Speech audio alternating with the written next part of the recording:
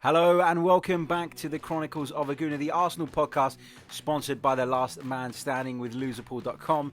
As ever, I'm your host, Harry Symeou, and I'm feeling a lot better about myself today. After watching Spurs do what they did, I was down, I was out, I was ill, I was physically sick. I could feel the stress running through my body. But Arsenal are in a European final of their own. It might not be the Champions League, but it doesn't matter. It's still a European final, and it offers us a route back into the Champions League promised land. Now, I must admit, I did fear the worst going into that second leg in Valencia. And I don't know if it was just because, Arsenal have been so poor lately and I've been worried about the level of performance, or whether it was because I'd seen what Spurs had done and it really disheartened me, but I didn't see us winning in such a comfortable manner, winning in the way we did. Arsenal were fantastically devastating on the attack yesterday. Yes, our defending left a little bit to be desired for, but you've come to expect that now with the Gunners. And to see Pierre-Emerick Aubameyang in particular put in a shift like that was unbelievable. I was really, really pleased to see that. Now let's start off by looking at Unai Emery's initial team selection. Petr Cech kept his place in the Arsenal goal, despite many of you calling for Bernd Leno to be restored in the Europa League. There was a back three of Nacho Monreal, Laurent Koscielny and Sokratis. Ainsley Maitland-Niles and Sead Kolasinac were playing in the wing-back roles. Granit Xhaka and Lucas Torreira were the midfield pair, with Mesut Ozil operating just in front of them, and Alexander Lacazette and Pierre-Emerick Aubameyang, of course, leading the line. Now, I've said all season that I want to see Arsenal attack teams, because Arsenal do not have the personnel, the solidarity to sit back and try and defend leads. We need to play our own game. And credit to Unai Emery, we did that. We were a little bit, I wouldn't say cautious, but we were a little bit more solid in the first few minutes, and then of course we were looking to break with the pace. There was one instance though where we completely lost our shape, and that was when Valencia opened the scoring through Kevin Gameiro, and that was a little bit frustrating, because as a fan watching that, I could not comprehend why at such an early stage in the game Ainsley Maitland-Niles and Sead Kolasinac were so far up the pitch, and not one of Granit Xhaka or Lucas Torreira thought to tuck in and protect and fill in the space left by their colleague. Not one of them thought of that. And that was really frustrating. But, you can look at the manager, and I have criticised the manager a lot this season, but in these instances, you're looking for the players to display a little bit of common sense, and we didn't see that. So that was a little bit frustrating, but my word, did Arsenal respond well. We were only behind for 7 minutes. It was some fantastic combination play from Alexander Lacazette and Pierre-Emerick Aubameyang. And my word, when you think, where would this team be without those two this season? They've literally carried us. Literally have carried us. And that's kind of been my frustration with Emery this season. It's that our strength is in the attack. So why we felt that we needed to be so negative in certain games is beyond me, but it doesn't matter anyway. Let's move on from that. We're talking about the fact that Arsenal have qualified for a European final, and Lacazette won a header that he had absolutely no right to, and it fell to Pierre-Emerick Aubameyang, and the finish was sensational. Outside of the boot, in the near post, and the keeper was completely beaten. And you know what? The keeper was probably surprised that Aubameyang went that way. You always look at those scenarios and you always say to yourself, strikers should go across the goal. Well, not this time. Pierre-Emerick Aubameyang with the perfect contact, perfect accuracy, and all of a sudden it was 1-1. And that really, really killed the atmosphere in the Mestalla, if you ask me. I think that Valencia were buzzing, having taken the lead. The atmosphere was starting to build. They'd had a couple of half chances after their goal, and it felt like we were up against the ropes. So to get a goal at that time was absolutely huge. But even at 1-1, Valencia needed 2 goals to take the thing to extra time, and you still wouldn't have put that past them. Based on the balance of play of the first half, Valencia probably did have the better of it. Arsenal showed flashes that they could cause problems in attack. Of course, there was that shot from Alexander Lacazette that came off the outside of the post. That was really unlucky. But you still felt that defensively, given how poor we are, and we have been this season, that Valencia was still in this. And so to go in at the break at 1-1 was pleasing, but it wasn't by any means a foregone conclusion. Of course, the second half started, and Valencia would have been looking to come out and start fast. And credit to Arsenal. Arsenal were the ones that started fast. The work rate that Aubameyang showed, and the battling qualities that Lacazette showed. Torreira always pressing as well. And Arsenal, Pierre-Emerick Aubameyang tried to take on one of their players. The ball broke. Lucas Torreira picked up the loose ball brilliantly. He was snuffing out that loose ball very well, more so in the second half, I would say, than in the first, where I thought him and Granit Xhaka were a little bit quiet, if I'm honest. But Lucas Torreira had a great game, and he took the ball there and he played a lovely pass into Lacazette, who showed incredible strength, awareness of what was around him to turn and fire into the corner. And at that point, the tie was done and dusted. It was a brilliant finish, a brilliant goal, and perseverance pays off. And there's been times where we've seen Arsenal players jogging around the pitch. So to see them playing with that level of intensity is probably what Unai's been looking for quite some time now. He certainly got it in an abundance from his front players last night. So pleased to see that, of course. Now, Valencia did answer back, didn't they? 8 minutes later, Kevin Gameiro popped up to make it 2-2. And although the tie was over and you felt that they still had a mammoth task on, as an Arsenal fan, a little bit of doubt creeps in, doesn't it? Because we've seen Arsenal defend so badly for so long. And that was a lovely ball in behind from Danny Parejo. The ball was cut across and there was Kevin Gameiro to put it in. Unai Emery made a change where he took off Mesut Ozil. And I'm not entirely sure what Mesut Ozil had an issue with. I don't think it was with the manager. And I'm going to defend the manager here because I thought the change was made at the right time. I thought in the first half, Mesut Ozil held the ball for Arsenal very well. There were various moments where he had the ball, he kept it for 2, 3, 4 touches and just gave players a breather, gave us time to make our way up the pitch. I thought his touch was good in the first half. And whilst he wasn't bad in the second half, I did feel that his intensity dropped off a little bit. So Unai Emery made the right choice in bringing on Henrikh Mkhitaryan just to give us that little bit more energy, a little bit more work rate. So fair play to him for that. But as Ozil walked off the pitch, he looked really disappointed. Now, as I've said, I don't think it was to do with the manager. There was something going on in the Mestalla. And if you were there, you may have a better idea. And if you do, let me know in the comments. But something happened that really upset Mesut Ozil. And he ended up shushing the Valencia fans, which, I mean, people talk about Mesut Ozil not showing any passion, not showing any fight, not looking bothered. Well, he certainly looked bothered when he came off yesterday. He was certainly pissed off about something. And like I said, I'm not entirely sure what it was, but he did embrace the manager as he came off. So I'm assuming it wasn't that. But, it was a little bit of fire from Mesut Ozil, and I was pleased to see that. And then, of course, from then on, it was the Pierre-Emerick Aubameyang show, wasn't it? He was all over the place. He was an absolute beast. And there was a little bit of play on the right-hand side. Ainsley Maitland-Niles, who I actually thought had quite a poor game overall up until that point. Done a lovely little bit of skill, beat the left-back, put a lovely cross into the penalty area, and across came Pierre-Emerick Aubameyang across the front post, expertly dispatched it into the bottom corner, and Arsenal were 3-2 to the good, a third away goal, and the tie was definitely beyond doubt at that point. Aubameyang's second of the evening. And, at that point, I started looking for flights to Baku. I'm not going to lie. But, yeah, brilliant from Ainsley Maitland-Niles. Brilliant from Aubameyang. And he just looked a lot sharper, didn't he, in Valencia? And I don't know whether it's down to fatigue. I don't know what it was. But he just looked really up for this game. And Aubameyang, at that level, is as good as anybody in that position. And then, of course, just a couple of minutes before the end, on the 88th minute, Pierre-Emerick Aubameyang wrapped up his hat-trick. He was put through. Lovely bit of football. Lovely 1-2. I think it was with Mkhitaryan, but I might be wrong there. He got into space. He looked up. He did look across. When you see the replay, he looked across the penalty area to see if anybody was arriving. Saw there was nobody there and absolutely rifled it into the roof of the net. Arsenal 4, Valencia 2 in the Mestalla. I mean, that's a quality result, isn't it? And you can't really have any complaints based on that performance. Going back to Ainsley Maitland-Niles now, my colleague on the same old Arsenal, Lee Judges, he said that he wanted to see a bit more fight from Ainsley Maitland-Niles. And he mentioned that incident where James Maddison got him sent off. And he felt that Maitland-Niles should have shown a little bit more passion, a little bit more anger. And Graham Brooks made the point on Arsenal Fan TV as well.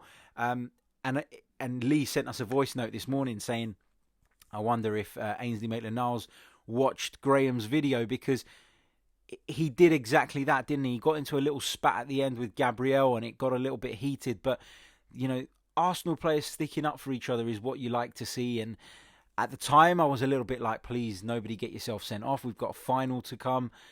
But, you got to find a balance between sticking up for your teammates and not crossing the line, not giving the referee an excuse to dismiss you. And Arsenal did that. They battled really, really well. I want to say a massive shout out to the fans that travelled out there. I've got lots of close friends who went, and they spoke of the disaster journey that they had. A friend of mine, Kiri, who travels home and away everywhere. So big shout out to Kiri. He got a flight to Madrid in the morning. The flight was delayed, and then a train to Valencia was delayed. So he had a really hard time getting there, but the fans were fantastic. And our away support normally is, to be honest. They're brilliant, and they travel all over the place following this team, and they deserve immense credit. You could hear them on the TV coming through, singing "We're on our way to Baku." Now, talking about Baku, of course, I'll be trying to get out there. I'm sure lots of you will. The issue we're having now, though, is that for some pathetic reason, UEFA have only given us an allocation of 6,000 tickets. 6,000 tickets in a 67,500 seater stadium. That means if Chelsea get the same, that's 12,000. What about the rest of the ground? This is what drives me absolutely mad about European football. Yes, I understand they got to give some tickets to the sponsors, to the various, boards within UEFA. I get that. However, surely they can cut that down and give more to the fans. Surely they want to make it the best spectacle possible with the best atmosphere. And the only way you do that is by having more supporters of the clubs at the ground. I cannot get my head around why they would want to do that. Not to mention the absolute ball ache that it is to get to Baku. I've been looking from last night. I've been looking today as well. And I'm struggling to find any direct flights into Baku. Even the indirect ones are going to cost an absolute fortune. So I'd imagine that lots of us are not going to be able to get out there. But I can tell you one thing, I'll certainly be trying my very hardest. And fingers crossed we can get our hands on a match ticket as well. But, Baku is a long way to go not having a ticket. Spurs, and I don't like to mention them, but Spurs are going to Madrid for the Champions League final. And Madrid is not that bad. Madrid is not that far. So even if there was a chance of you getting a ticket, you might consider it. But Baku is absolutely miles away, and it's going to be very difficult for people to get out there. Fingers crossed they sort out the issue with Henrik Mkhitaryan. There's a dispute between Azerbaijan and Armenia, meaning that under normal circumstances, they wouldn't grant Henrik Mkhitaryan a visa. He didn't go to the Karabag game that we played earlier on in the season, but it's my understanding that UEFA are going to put their foot down on this, and they're going to make sure that Azerbaijan give Henrik Mkhitaryan a visa. And I think that's the right thing to do. And, I know it's late in the day now, but for me, they should have been aware of this issue a long time ago. And if it was going to be an issue and I was running UEFA, which would be great, imagine, I would say, listen, if you don't sort it out, if you don't allow him into the country, there will be no final in Baku. Force their hand. It's not on. It's 2019, and I don't know why things like this are still an issue. Now, I'm going to round off this edition by sharing with you guys my player ratings. Little disclaimer to put out just before I go into them. I don't think you can possibly give anybody in that Arsenal team below a 6, having contributed to a 4-2 win in the Mestalla. So that's my starting point for my player ratings. Petr Cech, 7. Sokratis, 7. Koscielny, 7. Nacho Monreal gets a 6.5 for me. I felt he got caught out a couple of times. I feel like he's really slowed down of late. And in the first leg as well, there was a few balls over the top, and it was down his channel that Valencia were looking to expose. They tried to do it again. The second goal came from a ball in behind him. So whilst it wasn't a disastrous performance, I'm going to give Monreal a 6.5. Sead Kolasinac also gets a 6.5 for me. He just doesn't look like the same player he was a few months ago. Has he burnt out? Is he tired? Have we been too demanding of him? Is the wing-back role taking its toll? I don't know. But Sead Kolasinac has been a shadow of the player he was. Yes, he still made some telling contributions. The cross, which led to the third goal in the first leg, which proved to be very, very important. Of course, that was a huge contribution. But his overall play, his overall energy seems to have dropped a lot. So Kolasinac gets a 6.5 for me. Ainsley Maitland-Niles I thought was poor. I've already said that. I've given him a 6.5 because of the assist for Aubameyang's goal. You could push it up to a 7 maybe because of that. I thought he did really well there. Mentioned the point about him showing a little bit more fight, which I liked, but I still think his overall performance wasn't good enough. But I have got sympathy. I'm not sitting here saying that Ainsley Maitland-Niles doesn't have a future at Arsenal Football Club. He's not a right back. He's not a right wing back. I totally get that. I've made that point plenty of times on this season's podcast. So 6.5 for Maitland-Niles. Granit Xhaka. Now, you guys will know I've defended him a lot this season. I certainly wasn't defending him after the Brighton game. And I'm certainly not going to defend him again because I thought he was poor. I thought he was slow, he was sluggish, he was laboured, his passing was bad, his decision-making at times, some of the passes he opted to make were just poor. He lost the ball a few times in the centre of our midfield, and I just feel like I feel like Xhaka's a confidence player, and I think when he makes a mistake, I think he takes such a battering, and I think he's probably really harsh on himself. And I just think that he wasn't good enough last night, and I think that Lucas Torreira really helped him out yesterday and got him out of trouble a few times. So Xhaka gets a 6. Torreira, for me, gets a 7.5. He was snapping away at people's heels for the entire night, working really hard, drawing fouls from the Valencia players, giving us a breather at times. And for me, he made a great contribution to the second goal, the second Arsenal goal, which proved to be the one that ultimately put the tie beyond doubt. So, 7.5 for Lucas Torreira. Mesut Ozil for me gets a 7. I know a lot of you are going to disagree with this, but as I've already said, I felt that at times he gave us a breather. His touch was good. We held the ball well at times, and that's because Mesut Ozil was in the side. And I know a lot of you don't like him, but Mesut Ozil does give us that. He does give us that, and particularly in Europe where, it's a little bit less physical, the pace is a little bit slower. I think he's very suited to that style of game, and I thought that Mesut Ozil done all right last night. He was taken off, as I said, because I felt his intensity dropped, and replaced by Henrik Mkhitaryan, who also done pretty well when he came on. But Ozil, solid 7 performance from me. Alexander Lacazette. I'm going to give him an 8.5, and I only dropped that slightly lower because I felt that he should have scored that chance in the first half. 8.5 for me is very high. I very rarely give 10s.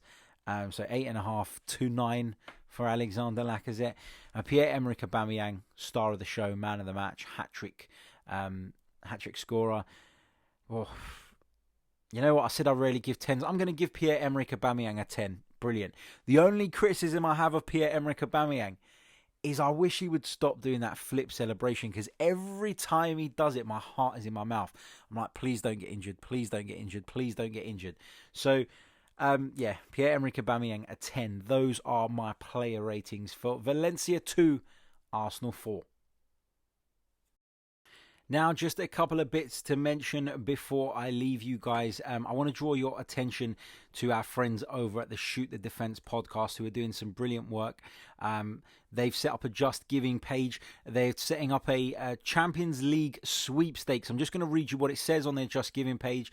Head over there. Stelios Stylianou has set it up. It says, thanks for taking time to visit our Just Giving page. With the hotly anticipated Champions League final between Spurs and Liverpool just a few weeks away, we've decided to run a charity sweepstake for the Sickle Cell Society. How to play is simple. You choose your first goal scorer and the minute they put the ball in the back of the net. The entry fee is £10, and whoever guesses correct wins a lovely shiny trophy. Please email us your prediction, the goal scorer and the minute, before donating so we can check if your choice is available. shootthedefence@gmail.com is the address to contact, and their aim is to raise £500. Fantastic cause. Get involved. Do check them out. I know it's a Spurs game, but it's for a good cause. So if you want to get involved, that's how you do it. Visit Shoot the Defence's Twitter page. It's at Shoot the Defence, and there's a tweet there with all the information if you've missed that. So do please get involved. I certainly will be. It's a fantastic cause.